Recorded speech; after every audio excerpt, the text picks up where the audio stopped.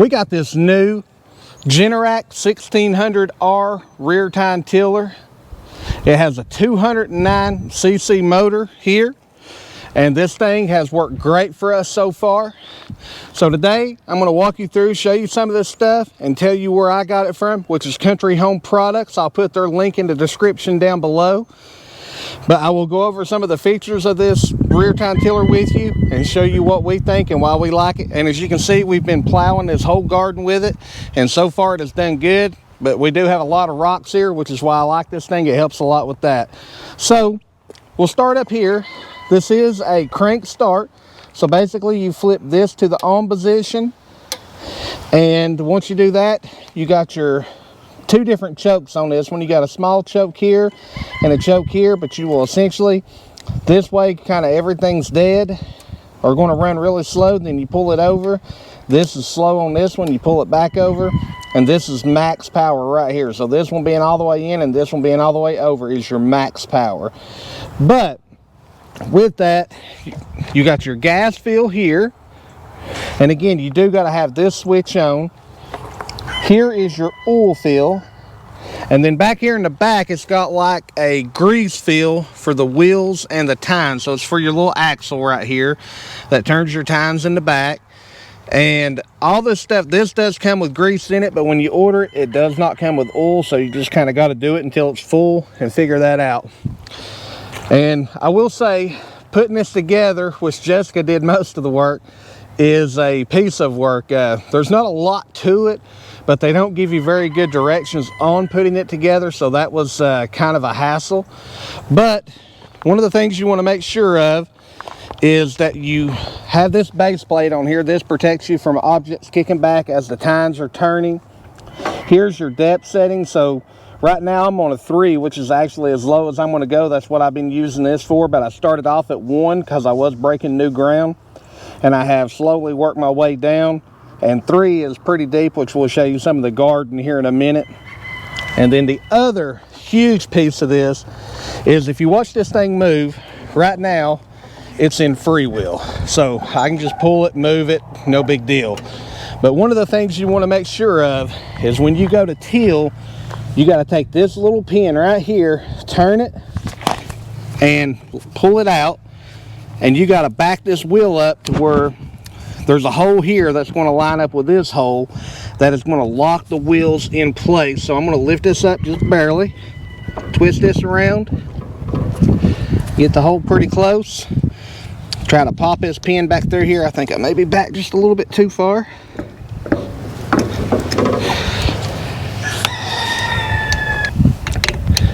But basically, once you got this lined up, this little pin is just going to pop in here.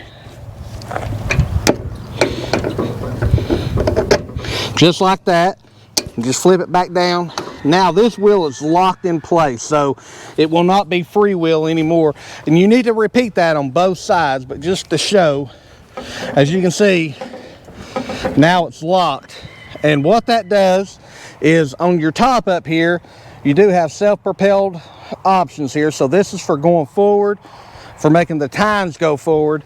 This is for making the tines go backwards, and typically this is what you're going to want to use. This is where you're going to get your best work at.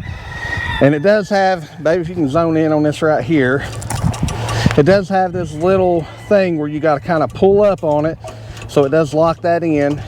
You got to pull up on it and pull it back like that. And on this side, I will say this one's already broke off, which it doesn't matter now. It just pulls straight down. It don't stop it from functioning, and I prefer it this way. So probably doing this the same way, but that is a good safety device. But once you got it running, and I will add a little clip here of it running and show you how some of this stuff works, but it'll just pull it forward for you. I will say, me being stupid, not using one of these in forever, the first couple of times I used it in freewheel, so I was physically pushing it, which is very unsafe to do. And in the little clip I'll add above here that you will see, you'll see I actually hit a rock, and this is after I figured out the self-propelled part, so that's why I wanted to share that.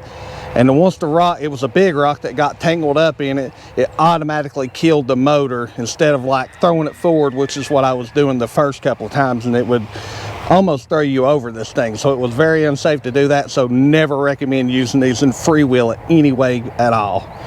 But with that, and you'll see the footage of me hitting the big rock and it'll show it. And also, if you look in our garden down here, you can see a big rock that I had to dig out. Luckily the blades didn't hit that one. It's a massive one. But if you look at the garden, you want to step over here.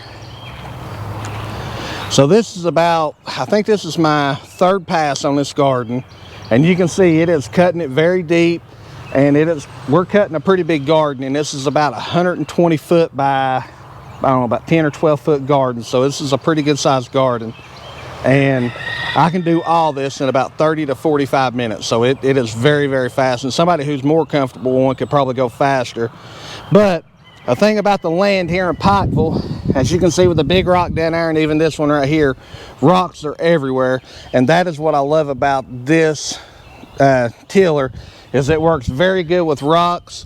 And you know, I've not had anything kick back on me with a guard, but it seems to go through them. And of course my little helper here wants to join in on the video. So this is Cleopatra. This is my little girl here. She's a good cat.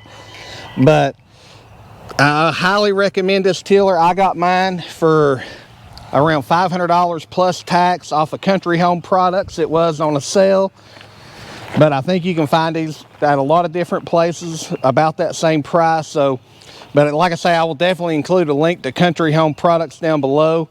But go check this thing out. So far it has worked flawlessly.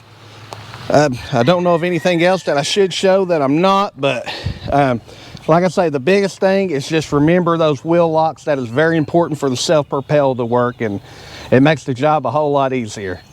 So if you haven't, leave a comment down below. Let me know what you think about this tiller. If you use something that's better or works better, let me know. If you haven't, hit that subscribe button, hit that thumbs up. I appreciate your support, and we will see you all in the next video. Thanks, y'all. Bye.